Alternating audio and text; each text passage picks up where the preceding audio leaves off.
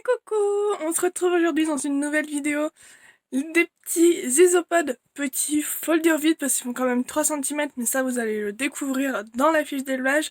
Aujourd'hui on parle des Porcellio assis à yellow. C'est parti, vidéo! Voilà, on se retrouve devant les Porcellio assis à yellow, donc vraiment une magnifique espèce qui nous vient tout droit d'Espagne. Voilà, des zones sèches de montagne en Espagne. Donc voilà, il va falloir plutôt un environnement sec, mais on y reviendra. C'est une assez grande espèce quand même, parce qu'elle peut atteindre jusqu'à 3 cm. Donc là, on peut voir sur ma main plusieurs stades. Donc la première génération qui est sur ma main droite. Après, vous suivez un peu la croissance des isopodes jusqu'à la dernière génération. Enfin, même s'il y en a encore des plus petits, mais je voulais pas vraiment les prendre à la main. La dernière génération sur mon petit doigt.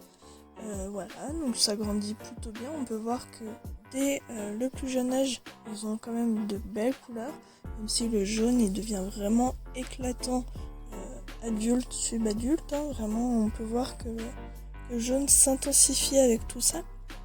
Ils ont quand même un gros dimorphisme sexuel avec le mâle qui a un uropode plus développé que la femelle. Donc je sais pas si j'ai réussi un peu à vous le montrer et tout. J'ai essayé un moment mais c'était compliqué. Ou sinon vous regardez en dessous, il y aura une petite séquence où on verra en dessous un mâle voilà, qui a donc les petites sortes de petits traits sous le ventre, donc les gonatodes. Voilà, j'essaye de vous les montrer un maximum. Pour ce qui est du terrarium, donc il va pas falloir un très grand terrarium, hein. On peut prendre une petite boîte de 2 litres de chez Action pour un début de souche. Et après en taille maximum il n'y en a pas, hein. Plus ils auront de la place, plus ils se reproduiront. Il faut du coup un environnement plutôt sec. Donc moi je fais un peu comme pour tous mes isopodes, mais là un peu plus accentué. Je fais un côté avec de la mousse, un côté sans. Et je pulvérise à peu près une fois tous les 15 jours. Parce qu'il faut vraiment que ce soit assez sec. Sinon j'ai remarqué qu'il y avait pas mal de morts si j'humidifie trop.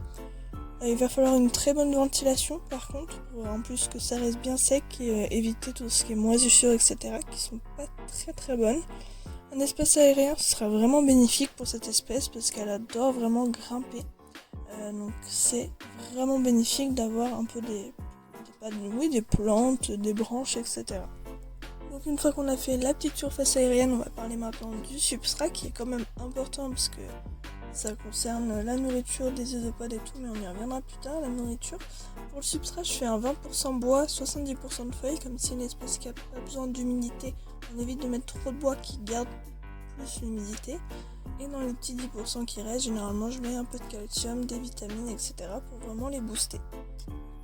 Niveau température, comme ils viennent de montagne, il ne faut pas forcément des températures très chaudes, mais en même temps ils viennent d'Espagne, donc un 22 jusqu'à 28 degrés ça va bien. En dessous c'est un peu frais, mais en hiver ça va, et au-dessus de 28 degrés ça devient un peu compliqué, mais comme beaucoup d'espèces, donc on essaye de ne pas dépasser les 28-30 maximum.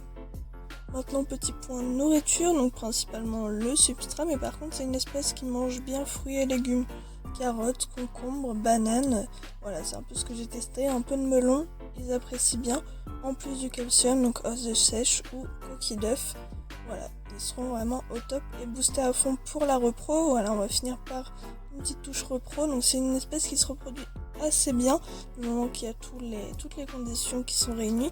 Par contre, c'est une espèce que j'ai remarqué un peu saisonnière, fin de l'hiver, quand les températures commencent à remonter, elles se reproduisent, mais voilà, il y a certaines périodes où il y a moins de jeunes. Voilà, je pense qu'on a à peu près fait tout le tour. Lion d'Espagne, c'est plutôt grande espèce, plutôt sèche, bonne ventilation, bonne repro, température ambiante, nourriture, substrat, fruits, légumes, un bon substrat. Voilà, donc moi je vous dis à bientôt dans une prochaine vidéo. Salut!